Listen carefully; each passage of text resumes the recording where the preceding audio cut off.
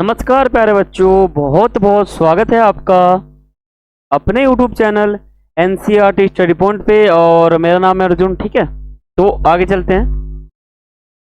तो जैसा कि आपको पता होगा कि हम जो है वो अपने हिंदी इलेक्टिव के सब्जेक्ट में 7वें अध्याय पर आ चुके हैं। इससे पहले मैंने इस चैप्टर का 2 पार्ट करा दिया था आपको, पार्ट 1 और सेकंड। ठीक है, चैप्टर का नाम हमारा 12मासा है। कवि जो है उनका नाम है हमारा मलिक मोहम्मद जायसी जी। ठीक है, इन्होंने जो है इस कविता को लिखा है और इनका जो फोटो है वो ये है। ठीक है, ये प्राचीन कवि आप इनको मान सकते हो, बहुत ही इंपॉर्टेंट है। देखो, ये हमारा जो है इस अध्याय का जो है पार्ट 3 रहने वाला है, यानी तीसरा वीडियो रहने वाला है।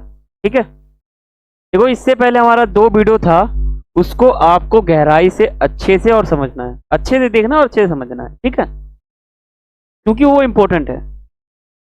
ठीक है, तो इस वीडियो में आपको आसान और सरल भाषा में बताऊंगा, बहुत ही स्पष्ट वर्णन करूंगा ताकि आपको समझ में आए।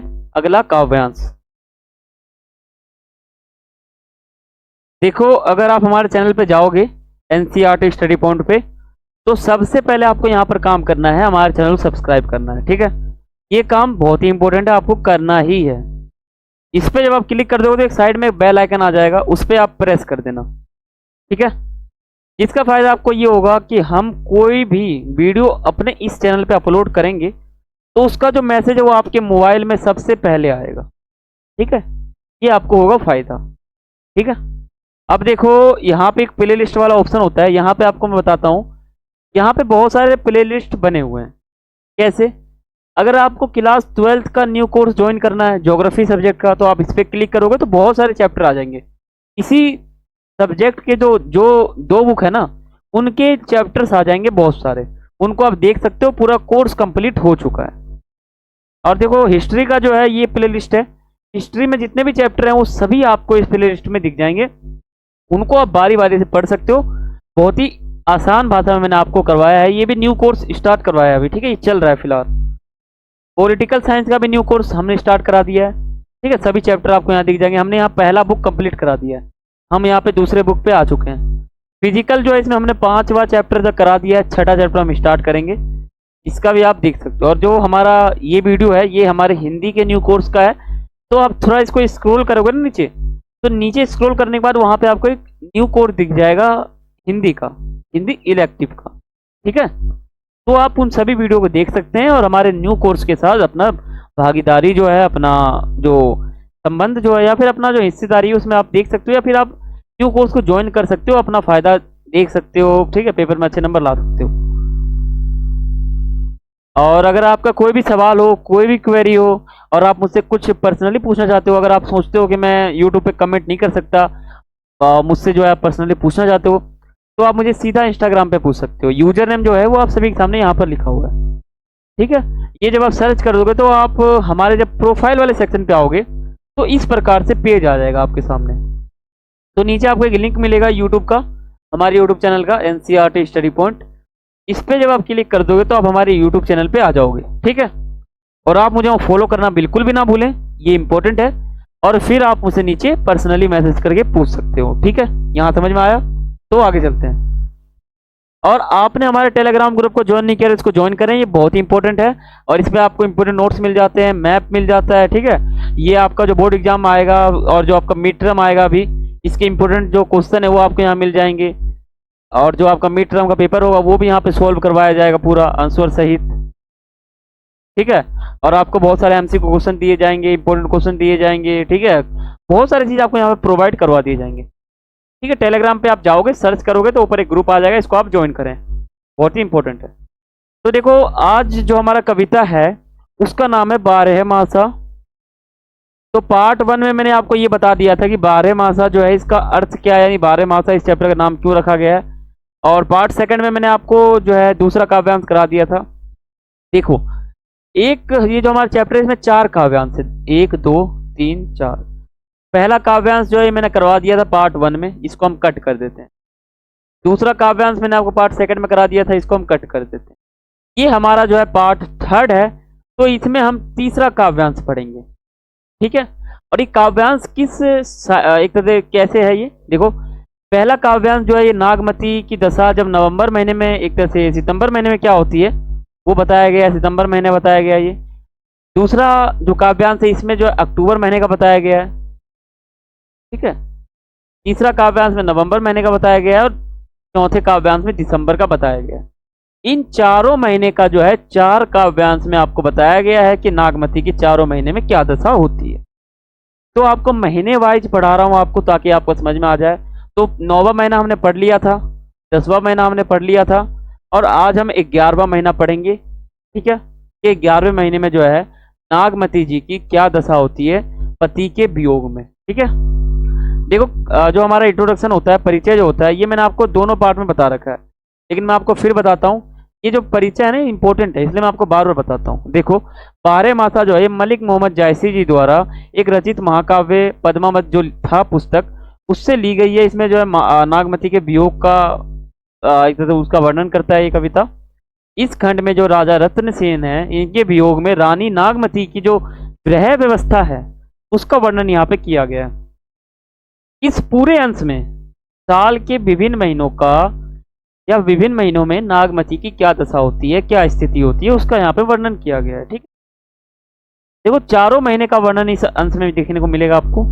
तो आज हम जो है 11वां महीना पढ़ेंगे, उसे हम नवंबर का महीना भी कह देते हैं, ठीक है।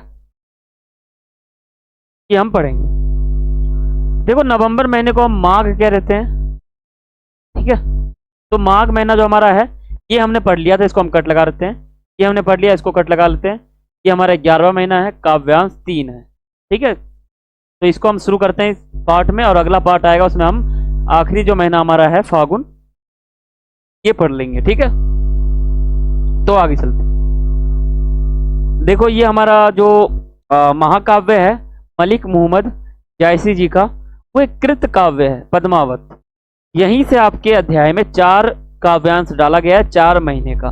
इस बुक में वैसे तो नागमती जी की 12 महीने तक क्या दशा होती है वो बताया गया है, लेकिन अध्याय जो आपका है ये, इसमें सिर्फ 4 महीने का काव्यांश आपको बताया गया, आपको सिलेबस में डाला गया, ठीक है। आपको हर पार्ट में बता रहा हूँ ये जो बुक है मैंने आपको पार्ट 1 में भी दिखाया था और सेकंड में भी दिखाया था, ताकि आपको समझ में आए। और अगर आपको समझ में आ जाएगा ना तो एक तरह से वीडियो बनाने का जो मेहनत है वो वसूल हो जाएगा, ठीक है। तो आप समझे जरूर।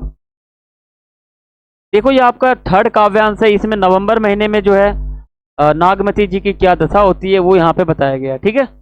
तो आपके सामने मैं रीड करता हूँ और बाकी आप इस काव्यांश को जरूर देखें, पढ़ें, समझें और इसकी व्याख्या जरूर समझें आप, ठीक है। देखो लागेहु महापरय अब पाला, बिरहा काल भययु जड़ काला, पहल पहल तन रुई जो झांपै, हहली हहली अधिको ही कापै, आई सुर होई तपु रह नाहा, ते ही बीनु जाड़ न झूठे माहा, एही मास उपजय रस मूलु, तू सो भवर मोर जोवन फूलू, नैन चुबही जस माहुठ नीरू, ते ही जल अंग लाग सर चीरू, छुट ही बूंद परही जस ओला, बिरह पवन होई मार झोला, कैहिक सिंगार को परही पटोरा, गिह नहीं हार रही होई डोरा, तुबह या तुम्हा बीनु कंता धनी हरई, तन तिनुवर भाढोल, ते ही पर विरह जराई कै चहे उड़ाबा झोल। आप इस लैंग्वेज को पढ़ते आपके दिमाग में एक प्रश्न आया होगा कि ये कौन सा लैंग्वेज है, ठीक है।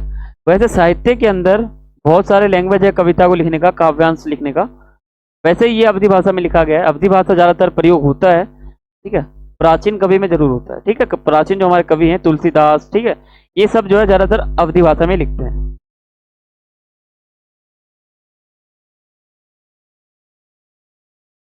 तो देखो हम इसके व्याख्या की ओर बढ़ेंगे, पहले आप इसको समझें, ठीक है। देखो लागेहू वहां से लेकर उड़ाबा झोल तक, ये हमारा काव्यांश था थर्ड। तो इसमें आप क्या लिखोगे, कवि हमारा सेम है, कविता सेम है, पर्सन हमारा वही है बिल्कुल, ठीक है, कोई चेंज नहीं है, पिछले पार्ट में जो बताया था वही है। देखो व्याख्या आप समझ लो। देखो माघ महीने के लगते ही पाला पड़ने लगता है, जो पाला है ना, बर्फ जो है, बर्फ वो गिरने लग जाता है नीचे, और सुबह सुबह ओस पड़ने लगती है। जो हमारा जो मान लो जो नवंबर का महीना होता है, इसमें आप देखोगे तो इसमें जब रात हो जाता है ना, तो कुछ बर्फ सी गिरती है, ठीक है, ठंड लगता है, और सुबह आप देखोगे तो कोहरा ही कोहरा रहता है, ठीक है, पूरा कोहरा दिखेगा आपको, धुआं जैसा, ठीक है, पूरा फैला रहता है सुबह सुबह। तो ये बताया गया, ओस पड़ने लगती है, और जो ठंड है वो और ज्यादा इसमें बढ़ जाता है, ठीक है। पति से अलग होने के बाद जो नागमती जी हैं, इनको यह जो है कड़ाकेदार सर्दी जो है वो मौत के समान लग रही है, ऐसा लग रहा है कि इनकी मृत्यु हो जाएगी। इस भयंकर सर्दी के कारण नागमती का जो है वो तन रुई की तरह कांप रहा है, जैसे रुई कांपता रहता है ना, वैसे कांप रहा है। और उसका जो हृदय है, नागमती जी का जो हृदय है, वो पति से अलग होकर इस ठंड में कांप रहा है, बहुत ही कांप रहा है। इस भयंकर सर्दी से बचने का एकमात्र उपाय है मेरे प्रिय का मिलन, मेरे जो मिलन है वो प्रिय के साथ हो जाए। और प्रिय से अलग, अगर हम प्रिय के साथ, ये नागमती कहती है, अगर मैं प्रिय के साथ नहीं मिल सकती तो जो है ना, मुझे एक भयंकर सर्दी में जो है सूरज के ताप के समान होगा, ठीक है। यानी अगर मैं प्रिय से अगर मैं नहीं मिलती हूं, तो वह इस भयंकर सर्दी में सूरज के ताप के समान होगा। अगर मान लो ये जो नागमती जी हैं, अगर ये अपने पति के साथ मिल जाती हैं अभी, ठीक है, मिल जाती हैं, तो जो ये सर्दी है ना, ये बिल्कुल सूरज के ताप में बदल जाएगा पति के मिलते ही। अगर नहीं मिलेगी या पति नहीं मिलेंगे तो तो एक तरह से ये हो जाएगा कि एक तरह से ये जो माहौल है सर्दी का रहेगा, बर्फ और गिरेंगे, ठीक है, गर्मी का माहौल नहीं रहेगा, ये बताया गया यहाँ। देखो इस माह के महीने में फूलों में रस आ जाता है, फूल जो है वो गीले गीले हो जाते हैं सूरज, और उसी प्रकार मेरा जो हृदय की भावना है वो भर गया है, इससे एक तरह से कहते हैं ना पानी से, ऐसे भर गया है। और वह अपने पति को भंवर बन कर आने को कहती है, भंवर जो है वो उसके समान बन के आने के लिए कहती है, और उसका जो हृदय है उसके बाद फूल की तरह खिल जाते हैं। पति से बिछड़ने के बाद जो उसकी जो आंख है वो आंसू इस प्रकार बहते हैं कि जो बादल है वो बरसात हो रही हो। मान लो जो नागमती जी की आंखें हैं वो ऐसी बहती हैं, लगता है कि बरसात हो रहा है, बारिश हो रहा है। और यह आंसू जो है नागमती द्वारा पहने जो वस्त्र है, जो भी कपड़े नागमती जी ने पहना है, वो एकदम गीला हो जाते हैं, कपड़े गीले हो जाते हैं, और ये गीले वस्त्र जो है वो तीर की तरह चुभते हैं, ठीक है। ये जो गीले कपड़े आप देखोगे ये बिल्कुल कांटों की तरह जो है नागमती जी को चुभते हैं। अब हम बात करते हैं आगे। देखो आंखों से गिरने वाली जो बूंद है और ओले जो है वो इस तरह गिर रही है कि मानो जो भीषण सर्दी होती है ना, उसमें आंखों से आंसू गिर रहे हैं। उनकी बूंदे वो ओले के समान लग रही है। जो बूंदी है ना, बूंद जो बारिश के, जो हमारे मान लो जो सर्दी है उसमें जो बर्फ गिरते हैं, उसके जो ओले होते हैं ना बड़े बड़े, वो एकदम पत्थर की तरह लग रहे हैं, भारी भारी, ठीक है। और जब हवा चलती है तो ऐसा लगता है कि विरह की अग्नि और बढ़ गई। जब भी हवा चलता है ना तो ऐसा लगता है कि अब ये जो अग्नि है, जो दुख है, ये और ज्यादा बढ़ चुका है, ठीक है। पति से बिछड़ने के बाद नागमती जी का जो श्रृंगार है वो नहीं करती है, ये श्रृंगार नहीं करती है, मेकअप नहीं करती है, और ना ही किसी प्रकार का आभूषण पहनती है, ना सोना पहनती है, ना चांदी पहनती है, कुछ नहीं पहनती है। प्रिय के बिना यानी अपने पति के बिना जो है नागमती का जो शरीर है वो जुदाई के दुख से कमजोर होकर दुर्बल हो गया है, और जो तिनके की तरह हल्का हल्का हो गया है। इस जुदाई की आग ने उसके शरीर को जलाकर राख कर दिया। शरीर जो एक तरह से राख हो चुका है जल के, अब उसे राख की तरह उड़ाना चाहती है, ठीक है। ये जो है नागमती जी कहती है कि मेरा जो शरीर वैसा हो चुका है कि आप मानो कि मैं अब जो है देवता को प्राप्त हो जाऊंगी, मृत्यु हो जाएगा, ऐसा नागमती जी कहती हैं, ठीक है। देखो आप विशेष देख लो, ठीक है, विशेष आपके काव्यांश में बहुत ही इंपॉर्टेंट है, और बाकी जो आपका सप्रसंग व्याख्या आएगा उसमें भी इंपॉर्टेंट रोल निभाता है। इस काव्यांश में रानी नागमती जी की वेदना का वर्णन किया गया, आपको पता होगा। पूरे अध्याय में इसी बात के ऊपर चर्चा है। ये कॉमन लाइन है, आप कॉमन लाइन ऐसे ही लिख सकते हो आपके अपने बोर्ड एग्जाम में, ठीक है।